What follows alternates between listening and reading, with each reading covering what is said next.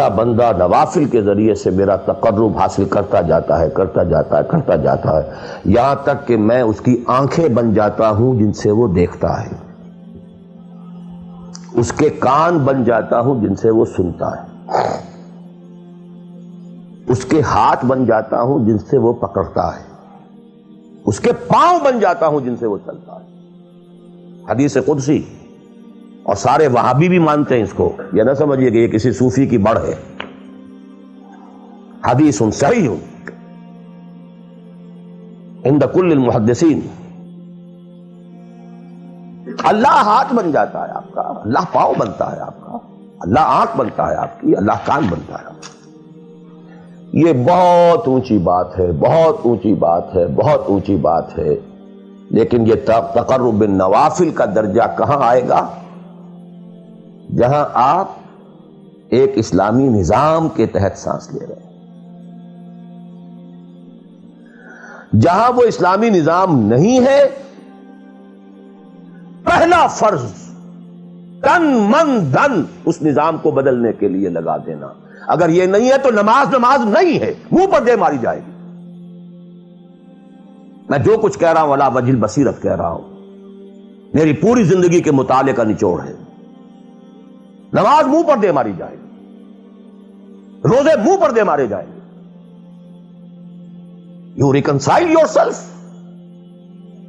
To that system جو میری بغاوت کے اوپر مبنی تھا۔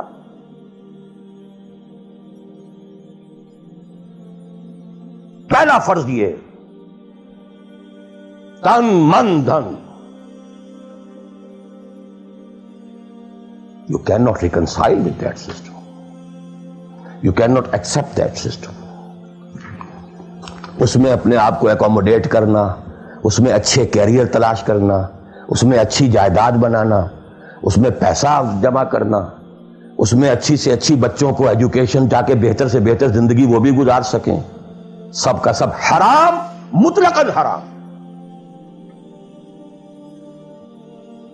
پہلا کام یہ ہے اپنی جان، اپنا مال، اپنا تن، اپنا دھن سب اللہ کے دین کے لیے خرچ کرو۔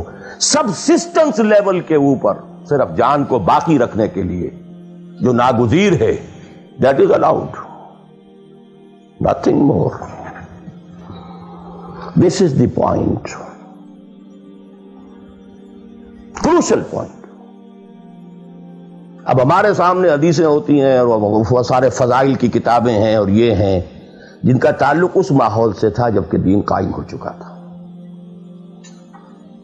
اس کانٹیکسٹ میں باتیں ہو رہی ہیں، نفل کی بات ہو رہی ہے اور قیام اللیل کی بات ہو رہی ہے، اور جو ہے ختم قرآن کی بات ہو رہی ہے، اور اگر فجر کے بعد بیٹھے رہے مصلی پر اور 2 رکعت پڑھ کر اٹھے جبکہ سورج نکل چکا ہے تو اب یہ اتنا اونچا سوال، یہ ساری باتیں، all these things become absolutely irrelevant.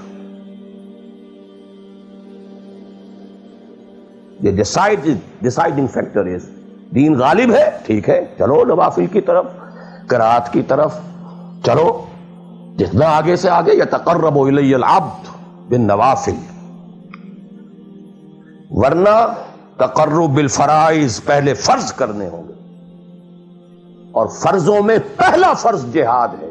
Now please note this word,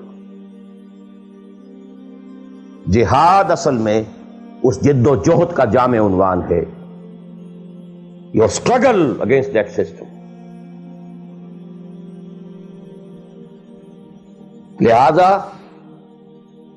انما المؤمنون الذين آمنوا بالله ورسوله ثم لم يرتابوا وجاهدوا باموالهم وانفسهم في سبيل الله۔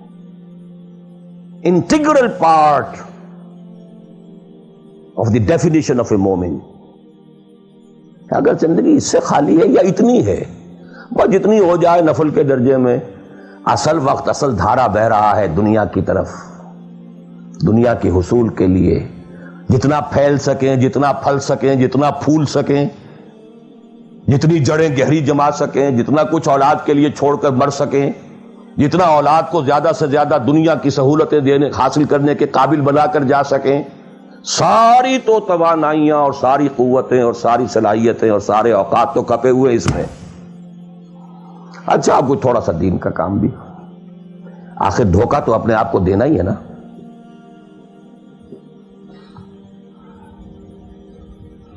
قسمت فروش عورتیں بھی تو کالے کپڑے پہن کے جلوس میں نکلتی ہیں تازیوں کے، اور سبیلیں لگاتی ہیں اور مسجدیں بناتی ہیں. They have to deceive themselves. ڈاکو لوگ دیہات سفاک یتیموں اور بیواؤں کی سرپرستی کرتے تھے. ہمارے معاشرے میں جو بستہ الف بستہ بے کے غنڈے ہوتے ہیں، ان کے ہاں بھی نیکی کا، پن کا، خیر کا کھاتا ہوتا ہے. اسی طرح کچھ مذہبی ایکٹیویٹی ہے. اصل شے یہ ہے کس ماحول میں رہ رہے ہیں. بہت خوش قسمت ہوتا میں اور آپ، پھر آپ اچھے سے اچھا پہنتے، کوئی اعتراض نہیں، اچھے سے اچھا کھاتے. قل من حرم زینۃ اللہ التی اخرج لعبادہ والطیبات من الرزق. خلافت راشدہ میں آپ رہ رہے ہیں، آپ حلال ذریعے سے کما رہے ہیں، آپ بہت اچھا کھائیے، بہت اچھا پہنیے، بلکہ اللہ چاہتا ہے کہ اس کی نعمت جو اس نے تمہیں دی ہے وہ تم پر ظاہر ہو. لیکن پلیز نوٹ دی کانٹیکسٹ. دین مغلوب ہو اور آپ اچھا پہننے اور اچھے کھانے کی فکر میں ہو. مجھے جملہ یاد آ رہا ہے حضرت ابو بکر کا رضی اللہ تعالی عنہ. تھوڑا سا مسئلہ ہوا تھا کہ لوگوں نے کہا کہ زکوٰۃ ہم دیں گے لیکن زکوٰۃ ریاست کو نہیں دیں گے، اپنے طور پر خرچ کریں گے. حضرت ابو بکر نے فیصلہ کیا ان کے خلاف جنگ کا. حضرت عمر جیسی شخصیت بھی مشورہ دے رہی ہے کہ دیکھیں نہیں، 2 فرنٹ پہلے ہم نے کھولے ہوئے ہیں. جیش اسامہ کو بھی آپ نے روکا نہیں، جائے حضور نے تیار کیا تھا. پھر جو مرتدی ہو گئے، کسی اور کو نبی مان لیا، ان کے خلاف تو جنگ کرنی ہی کرنی ہے. لیکن یہ تو صرف نماز بھی پڑھ رہے ہیں اور یہ زکوٰۃ کا بھی انکار نہیں کر رہے، صرف ہمیں نہیں دے رہے ہیں. تو ان کے ساتھ ذرا مصلحت کا تقاضا یہ ہے کہ کچھ نرمی کی جائے. ان کے بڑے پیارے الفاظ تھے، ایبدل الدین وانا حی. کیا دین میں تغیر کیا جائے گا جبکہ ابھی میں زندہ ہوں؟ خدا کی قسم اگر یہ حضور کے زمانے میں زکوٰۃ کے اونٹوں کے ساتھ ان کے باندھنے والی رسی بھی دیتے تھے، اور اب اگر یہ کہیں گے کہ اونٹ لے جاؤ رسی نہیں دیں گے، تب بھی میں قتال کروں گا، اور خدا کی قسم کوئی میرا ساتھ نہیں دے گا تو میں اکیلا جاؤں گا. اور اے عمر تمہیں کیا ہو گیا؟ تم جاہلیت میں تو بڑے سخت تھے، اسلام میں آ کر تم نرم ہو گئے ہو. یہ ڈانٹ ابو بکر پلا رہے ہیں عمر کو رضی اللہ تعالیٰ عنہ. تو اچھی طرح جان لیجئے، اب میں نہیں کہہ سکتا کہ میں کس طریقے سے اس کو بیان کروں، کیسے ٹھوک ٹھوک کر آپ کے ذہنوں میں اتار دوں. یہ ہے اصل شے. دین کا سارا سٹرکچر ہی بالکل ریورس ہو جاتا. The whole value structure absolutely changes. دین غالب ہے تو وہ ساری باتیں ہیں جو ہم نے خوب یاد کی ہوئی ہیں. آسے حقوق والدین بھی تو ہے نا، آخر بچوں کے حقوق بھی تو ہے نا. یہ حقوق والدین جو ہے ان مہاجرین کو یاد نہیں آئے جو اپنے ماں باپ کو چھوڑ کر مدینے پہنچ گئے تھے. یہ اولاد کے حقوق انہیں یاد نہیں آئے، بیویوں کے حقوق یاد نہیں آئے. وہ تو فینیٹکس تھے نا، پاگل تھے نا. مدینے کے منافقین نے انہیں سفہاء کہا تھا، بے وقوف لوگ ہیں یہ. انؤمن کما آمن السفہاء. These fools, these fanatics. یہ ساری حدیثیں آپ کو یاد ہیں.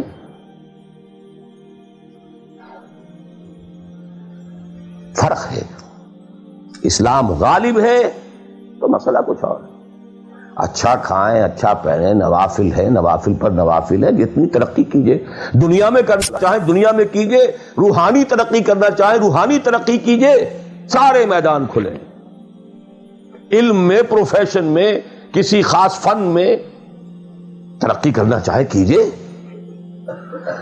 دین غالب نہیں ہے اور آپ خود 50%، 60%، 70%، 90% کافر ہیں، اس لیے کہ اس ماحول کا جز ہیں جس میں کفر کا نظام ہے.